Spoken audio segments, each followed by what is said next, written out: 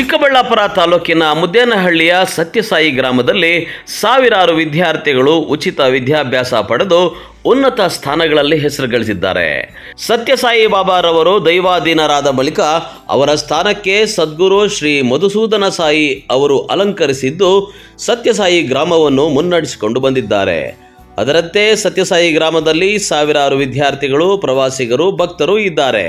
ಹೀಗಿರುವಾಗ ಹಲವು ದಶಕಗಳಿಂದ ಸತ್ಯಸಾಯಿ ಗ್ರಾಮಕ್ಕೆ ಕುಡಿಯುವ ನೀರಿಗಾಗಿ ಜಕ್ಕಲಮಡುಗು ಜಲಾಶಯದ ನೀರಿಗಾಗಿ ಬೇಡಿಕೆ ಇಟ್ಟಿದ್ದರು. ಇನ್ನು ಬೇಡಿಕೆಯಂತೆ ರಾಜ್ಯ ಸರ್ಕಾರ ಉಚಿತ ಅಕ್ಷರ ದಾಸೋಹ, ಆರೋಗ್ಯ ಸೇವೆ ಸೇರಿದಂತೆ ಇನ್ನಿತರ ವಿವಿಧ ಸಮಾಜಮುಖಿ ಕಾರ್ಯಗಳನ್ನು ಮೆಚ್ಚಿ ಕುಡಿಯುವ ನೀರನ್ನು ಒದಗಿಸಲು ಅಸ್ತು ಹೊಂದಿದ್ದರು. ಇದೀಗ ಸಣ್ಣ ನೀರಾವರಿ ಸಚಿವ ಬೋಸರಾಜು ಮತ್ತು ಉನ್ನತ ಶಿಕ್ಷಣ ಸಚಿವ ಡಾಕ್ಟರ್ ಎಂಸಿ ಸುಧಾಕರ್ ಅವರು ಮುದ್ದೇನಹಳ್ಳಿಯ ಸತ್ಯಸಾಯಿ ಗ್ರಾಮಕ್ಕೆ ಜಕ್ಕಲಮಡುಗು ಜಲಾಶಯದ ಕುಡಿಯುವ ನೀರಿನ ಪೈಪ್ಲೈನ್ ಕಾಮಗಾರಿಗೆ ಗುದ್ದಲಿ ಪೂಜೆ ನೆರವೇರಿಸಿದ್ದಾರೆ. ಜಿಲ್ಲಾ ಉಸ್ತುವಾರಿ ಸಚಿವರು ಮತ್ತು ಈ ಭಾಗದ ಶಾಸಕರು ಅವರು ನಮ್ಮ ಗಮನಕ್ಕೆ ತಂದಿದ್ದರು. ಹಾಗಾಗಿ ನೀರು ಕೊಡೋರು ಅವರು ಅದಕ್ಕೆ ಒಂದು ಪೈಪ್ಲೈನ್ ಹಾಕಿ ಕೊಡ್ತಕ್ಕಂಥ ಕಾರ್ಯಕ್ರಮ ನಮ್ಮ ಸಣ್ಣ ನೀರಾವರಿ ಇಲಾಖೆಯಿಂದ ಅಧಿಕಾರಿಗಳು ಮಾಡಿದ್ದಾರೆ. ಮತ್ತು ಅವ್ರು ಏನೇನು ಈಗ ಇಲ್ಲಿರ್ತಕ್ಕಂಥ ಬೆಳವಣಿಗೆ ನೋಡಿ ನಮ್ಮ ಜಿಲ್ಲಾ ಉಸ್ತುವಾರಿ ಸಚಿವರು, ಶಾಸಕರು ಮತ್ತು ಜನರಿಗೆ ಅನುಕೂಲವಾಗುವಂಥ ಯೋಜನೆಗಳಿಗೆ ಸರ್ಕಾರ ಯಾವಾಗಲೂ ಬದ್ಧರಾಗಿದೆ. ಹಾಗಾಗಿ ರಾಜ್ಯ ಸರ್ಕಾರ ವತಿಯಿಂದ ಏನು ನಮ್ಮ ಕುಡಿಯೋ ನೀರಿನ ವ್ಯವಸ್ಥೆ ಇರ್ಬೋದು ಮತ್ತು ಬೇರೆ ಬೇರೆ ಏನೇನು ಇನ್ಫ್ರಾಸ್ಟ್ರಕ್ಚರ್ ಡೆವಲಪ್ಮೆಂಟ್ ಏನು ಮಾಡಬೇಕು ಜಿಲ್ಲಾ ಉಸ್ತುವಾರಿ ಸಚಿವರು ಸಾಕಷ್ಟು ಶ್ರಮ ವಹಿಸ್ತಾ ಇದ್ದಾರೆ. ಆ ದಿಶೆಯಲ್ಲಿ ಇವತ್ತು ಮಧುಸೂದನ ಸಾಯಿಜಿಯವರ ನೇತೃತ್ವದಲ್ಲಿ ಅದಕ್ಕೆ ಪೂಜಾ ಕಾರ್ಯಕ್ರಮ ನೆರವೇರಿಸಿದೆ. ಇಲ್ಲ ನಾವಂತೇಳಿ ಯಾರ್ಯಾರ ಕಡೆಯಿಂದ ಪರಮಾತ್ಮ ಮಾಡಿಸ್ತಾನೆ ಅವ್ರು ಹೇಳಿದ್ರಲ್ಲ, ಆ ದಿಶೆಯಲ್ಲಿ ಇವತ್ತು ಆ ಸಂದರ್ಭ ಬಂದಿದೆ. ಉಸ್ತುವಾರಿ ಸಚಿವರು, ಶಾಸಕರು ಸಹಕಾರದಿಂದ ಇವತ್ತು ಆ ಕಾರ್ಯಕ್ರಮ ನೆರವೇರಿಸಿದೆ. ನೋಡಿ, ಈಗ ಯಾರ ಅವಧಿ ಅನ್ನೋದಕ್ಕಿಂತ ಇದು ಇಲ್ಲಿ ವೇಗವಾಗಿ ಬೆಳೀತಾ ಇದೆ. ಈ ಪ್ರದೇಶ ಭಾಳಷ್ಟು ಜನ ಬಡವರಿಗೆ ಇದು ಒಂದು ಸೇವೆ ಆಗ್ತಾಯಿದೆ. ಇಲ್ಲಿ ಬಂದಂಥವ್ರಿಗೆ ಕನಿಷ್ಠ ನೀರು ಕೊಡ್ತಕ್ಕಂಥ ಜವಾಬ್ದಾರಿ ಯಾವುದೇ ಸರ್ಕಾರ ಇರಲಿ ಅದರ ಜವಾಬ್ದಾರಿ. ಆದರೆ ಇತಿಮಿತಿಗಳು, ಈ ಒಂದು ಸಮಸ್ಯೆಗಳ ನಡುವೆ ಯಾವ ರೀತಿ ಮಾಡಬೇಕು ಅಂತಕ್ಕಂಥದ್ದು ನಾವು ಸುಮಾರು ಈಗ ಸರ್ಕಾರ ಬಂದಾಗಿಂದ ಕೂಡ ನಾವು ಬೋಸರಾಜ್ ಅವರು, ಪ್ರದೀಪ್ ಅವರು ನಾವೆಲ್ಲರೂ ಚರ್ಚೆ ಮಾಡಿಕೊಂಡು ಏನು ಮಾಡ್ಬೋದು ಅಂತಕ್ಕಂಥದ್ದು. ಅದಕ್ಕೆ ಈಗ ಬೇರೆ ಬೇರೆ ರೀತಿ ಪರಿಹಾರಗಳನ್ನು ಮಾಡಬೇಕು ಅಂತಕ್ಕಂಥದ್ದು ಮಾಡ್ತಾಯಿದ್ದೀವಿ. ನೀರಿನ ಶೇಖರಣೆ ಸಾಮರ್ಥ್ಯ ಜಾಸ್ತಿ ಮಾಡಬೇಕು. ಇವೆಲ್ಲ ಕೆಲವೆಲ್ಲ ನಮ್ಮ ಮುಂದೆ ಸವಾಲುಗಳಿದ್ದಾವೆ. ಯಾಕಂದರೆ ನಗರದ ಬೇಡಿಕೆಯೂ ಇದೆ, ಅದನ್ನು ನಾವು ಸರಿದೂಗಿಸ್ಬೇಕು. ಮತ್ತು ಇಲ್ಲಿ ನಗರದಿಂದನೂ ಬರ್ತಾರೆ, ಈ ತಾಲೂಕಿನಿಂದ ಬರ್ತಾರೆ, ಬೇರೆ ತಾಲೂಕು ಜಿಲ್ಲೆಗಳು, ಬೇರೆ ರಾಜ್ಯಗಳಿಂದನೂ ಇಲ್ಲಿ ಜನ ಬರ್ತಾರೆ. ಅದರಿಂದ ಎಲ್ಲರ ಜವಾಬ್ದಾರಿ ಕೂಡ ಸರ್ಕಾರಕ್ಕೆ ಇರ್ತದೆ. ಆ ನಿಟ್ಟಿನಲ್ಲಿ ಮಾನ್ಯ ಸಣ್ಣ ನೀರಾವರಿ ಸಚಿವರು ಭಾಳಷ್ಟು ಅವರು ಇದ್ರ ಬಗ್ಗೆ ಗಮನ ಹರಿಸಿದ್ದಾರೆ. ಮತ್ತು ಇನ್ನು ಅವರ ಸಹಕಾರ ಭಾಳಷ್ಟು ಅವಶ್ಯಕತೆ ಇದೆ ಅಂಥೇಳಿ ನಾನೀಗ ಮಾತಾಡುವಂಥ ಸಂದರ್ಭದಲ್ಲಿ ಹೇಳಿದ್ದೀನಿ. ಇದು ಒಟ್ಟಾರೆಯಾಗಿ ಹಂತವಾಗಿ ನಾವು ಈ ಒಂದು ಸಮಸ್ಯೆಗೆ ಒಂದು ಪರಿಹಾರವನ್ನು ಹುಡುಕ್ತಕ್ಕಂಥ ಒಂದು ಪ್ರಯತ್ನ ಮಾಡ್ತಾಯಿದ್ದೀವಿ. ಆದರೆ ನಮ್ಮ ನಿರೀಕ್ಷೆಗೆ ಮೀರಿ ಇಲ್ಲಿ ಬೆಳವಣಿಗೆ ಆಗ್ತಾಯಿದೆ. ಅದರಿಂದ ಅದೊಂದು ದೊಡ್ಡ ನಮ್ಮ ಮುಂದೆ ಇರ್ತಕ್ಕಂಥ ಸವಾಲು. ಆದರೂ ನಾವು ಇವತ್ತು ಆ ದೇವರ ಭಗವಾನ್ ಸತ್ಯಸಾಯಿ ಬಾಬಾವರ ಅನುಗ್ರಹ, ಸದ್ಗುರು ಮಧುಸೂದನ ಸಾಯಿ ಅವರ ಸಂಪೂರ್ಣ ಆಶೀರ್ವಾದ, ಇವರೆಲ್ಲರ ಸಹಕಾರದಿಂದ ಖಂಡಿತ ಇಲ್ಲಿನ ಸಮಸ್ಯೆಗಳಿಗೆ ಪರಿಹಾರ ಸಿಗ್ತದೆ ಅಂತಕ್ಕಂಥ ವಿಶ್ವಾಸ ಇದೆ. ಇನ್ನು ಈ ಕಾರ್ಯಕ್ರಮದಲ್ಲಿ ಸತ್ಯಸಾಯಿ ಗ್ರಾಮದ ಸದ್ಗುರು ಶ್ರೀ ಮಧುಸೂದನ ಸಾಯಿ ಅವರು ಭಾಗಿಯಾಗಿದ್ದು ವಿಶೇಷವಾಗಿತ್ತು. ಈ ವೇಳೆ ಸತ್ಯಸಾಯಿ ಗ್ರಾಮದ ಸೇವೆಗಳ ಕುರಿತು ಒಂದಿಷ್ಟು ಮಾತುಗಳನ್ನು ಹಂಚಿಕೊಂಡರು. ಆಶೀರ್ವಾದ ಈ ಅನುಗ್ರಹ ವರ್ಷದ ರೂಪದಲ್ಲಿ ಎಲ್ಲರಿಗೂ ಸಿಕ್ಕಿದೆ. ನಾವು ನೋಡಿದ್ದೀವಿ, ನಮ್ಮ ಕಣ್ಣ ಮುಂದೆ ಎಲ್ಲ ನಡೆದಿದೆ. ಆದರೆ ಭಗವಂತನಿಗೆ ನಾವು ಇಷ್ಟೇ ಚಿಕ್ಕದ ಒಂದು ಸೇವೆ ಮಾಡಿದರೂ ಕೂಡ ಅವರು ಎಷ್ಟೋ ಪಟ್ಟು ಹೆಚ್ಚಾಗಿ ನಮಗೆ ಅನುಗ್ರಹ ಮಾಡ್ತಿರ್ತಾರೆ. ಭಾಗೀರಥ ಅಂತ ಒಬ್ಬ ಋಷಿ ಜನರ ಒಂದು ಕಷ್ಟ ನೋಡಿ ಭಗವಂತನ ಶಿವನ್ನೇ ತಪಸ್ಸು ಮಾಡಿ ಆ ಆಕಾಶ ಗಂಗವನ್ನೇ ಧರಣಿಗೆ ತರೋದಂಥ ಕೆಲಸ ಮಾಡಿದರು. ಆದರೆ ಈ ಕೆಲಸ ಕೂಡ ಅಂಥದ್ದು ಕೆಲಸನೇ ಅಂತ ನಾವು ಅನ್ಕೋಬೇಕು. ಶಿವನ ಅನುಗ್ರಹ ಈ ಶಿವಕ್ಷೇತ್ರ ಇದು, ನಂದೀಶ್ವರ ಇದ್ದಾರೆ, ಎಲ್ಲ ಬೆಟ್ಟಗಳ ಮೇಲೆ ಕೂಡ ತುಂಬ ಶಿವನ ದೇವಸ್ಥಾನಗಳಿದ್ದೇವೆ. ಎಲ್ಲರೂ ಶಿವ ಅನುಗ್ರಹದಿಂದ ಇದು ನಡೀತಾ ಇದೆ ಅಂತ ನನ್ನ ಅಭಿಪ್ರಾಯ. ಆ ಗಂಗವನ್ನೇ ಅವರು ಜನರಿಗೆ ಕೊಟ್ಟಿದ್ದವರು.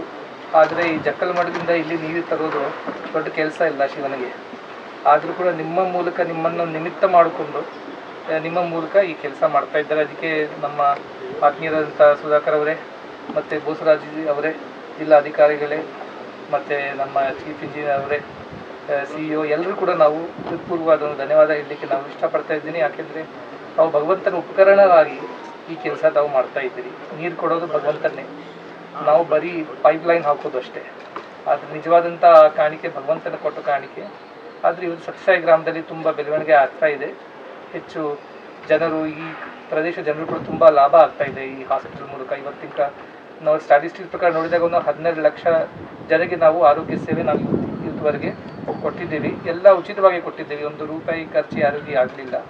ಮತ್ತು ಮಕ್ಕಳು ಕೂಡ ತುಂಬ ಯೂನಿವರ್ಸಿಟಿ ಎಲ್ಲ ಬಂದಿದೆ, ಮೆಡಿಕಲ್ ಕಾಲೇಜ್ ಫ್ರೀ ಆಗಿ ನಡೀತಾ ಇದೆ. ಹಾಗೆ ಒಂದು ಬೆಳಗಿನ ಸುಪೋಷಣದ ಒಂದು ಕಾರ್ಯಕ್ರಮ ಸಾಯಿ ಶೋರ್ ಅಂತ ಅನ್ನಪೂರ್ಣ ಟ್ರಸ್ಟ್ ಮೂಲಕ, ಅದು ಇವತ್ತು ಕರ್ನಾಟಕದಲ್ಲಿ 55 ಲಕ್ಷ ಮಂದಿ ಮಕ್ಕಳಿಗೆ ಬೆಲೆಗೆ ಸಿಗ್ತಾ ಇದೆ. ರಾಗಿ ಮಾಲ್ಟ್ ಅಂತ, ಅದು ನಾವು ಕರ್ನಾಟಕದ ರೈತರಿಂದಲೇ ತಗೊಳ್ತಾ ಇದ್ದೀವಿ, ಅವ್ರಿಗೊಂದು ಆದಾಯ. ಅದನ್ನೇ ಇಲ್ಲೇ ಮುದ್ದನಹಳ್ಳಿನಲ್ಲಿ ನಾವು ಪ್ರಾಸೆಸ್ ಮಾಡಿ ಮತ್ತೆ ಕರ್ನಾಟಕ ಮಕ್ಕಳಿಗೆ ನಾವು ಅದನ್ನು ಸೇರಿಸ್ತಾ ಇದ್ದೀವಿ. ಅದರಿಂದ ತುಂಬ ಪ್ರಭಾವ ಆಗ್ತಾ ಇದೆ, ಅವರು ಹೆಲ್ತ್ ಕೂಡ ತುಂಬ ಇಂಪ್ರೂವ್ ಆಗ್ತಾ ಇದೆ. ಇದೆಲ್ಲ ಕರ್ನಾಟಕದಲ್ಲಿ ಇವತ್ತು ನೋಡಿದಾಗ 2,000 ಕೋಟಿಗಿಂತ ಹೆಚ್ಚು ನಾವು ನಿವೇಶ ಮಾಡಿದ್ದೀವಿ ಕರ್ನಾಟಕದ ಜನರ ಅಭಿವೃದ್ಧಿಗೋಸ್ಕರ. ಆದರೆ ಇಲ್ಲಿ ಮಾಡಿದ ಕೆಲಸದಿಂದ ಎಲ್ಲರಿಗೂ ದೊಡ್ಡಬಳ್ಳಾಪುರ ಆಗ್ಬೋದು, ಕೋಲಾರ ಆಗ್ಬೋದು, ಮತ್ತು ಬಾಗೇಪಲ್ಲಿಯಿಂದ ಅನಂತಪುರವರೆಗೆ ಎಲ್ಲರೂ ಜನರಿಗೆ ಕೂಡ ಇಲ್ಲಿ ಒಂದು ತುಂಬ ಸಹಾಯವಾಗ್ತಾ ಇದೆ. ಆದ್ದರಿಂದ ಭಗವಂತನ ಅನುಗ್ರಹ ಇದೆ, ಆದ್ದರಿಂದ ನಡೀತಾ ಇದೆ. ಇವತ್ತು ಬಾಬಾ ಅವ್ರದ್ದು 100ನೇ ಜನ್ಮೋತ್ಸವ ನಡೀತಾ ಇದೆ.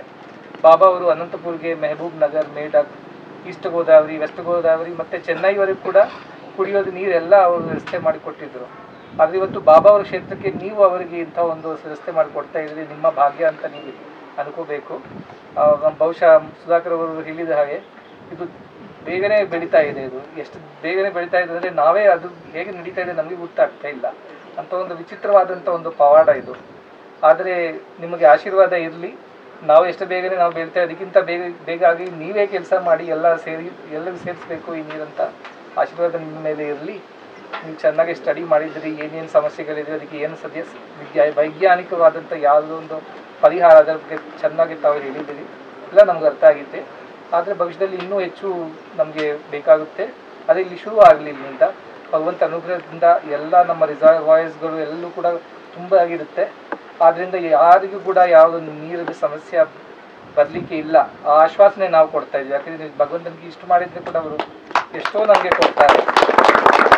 ಸೇವೆ ಮಾಡಿ, ಜನರ ಸೇವೆ ಜನಾರ್ದನ ಸೇವೆ ಅಂತ ನಾವು ಹೇಳ್ತೀವಿ. ಈ ಸಂಸ್ಥೆ ಮೂಲಕ ಜನಸೇವೆ ಆಗ್ತಾ ಇದೆ. ಅದೇ ಭಗವಂತನ ಸೇವೆ ಅಂದ್ಕೊಂಡು ಆ ಭಗವಂತನ ಆಶೀರ್ವಾದ ನಮ್ಮ ಮೇಲೆ ಇರುತ್ತೆ. ಚಿಕ್ಕಬಳ್ಳಾಪುರದಲ್ಲಿ 10 ವರ್ಷದಲ್ಲಿ ನಾನು ನೋಡ್ತಾ ಇದ್ದೀನಿ, 10 ವರ್ಷ ಹಿಂದೆ ಎಷ್ಟೋ ಕೊರತೆ ಇತ್ತು ನೀರಿಂದು. ಇವತ್ತು ಸ್ವಲ್ಪ ಅದನ್ನು ಸಮಾಧಾನ ಆಗ್ತಾ ಇದೆ. ಅದು ಕೂಡ ನಿಮ್ಮ ಪ್ರಯತ್ನದಿಂದ ಮತ್ತು ಭಗವಂತನ ಆಶೀರ್ವಾದದಿಂದ, ದೊಡ್ಡವರೆಲ್ಲರ ಒಂದು ಪ್ರಯತ್ನದಿಂದ ಅದು ಇನ್ನೂ ಚೆನ್ನಾಗಿ ಆಗುತ್ತೆ, ಸಕ್ರಮವಾಗಿ ನಡೆಯುತ್ತೆ ಅಂತ ನನ್ನ ಅಭಿಪ್ರಾಯ. ಆದರೆ ನನಗೆ ತುಂಬ ಸಂತೋಷವಾಯಿತು.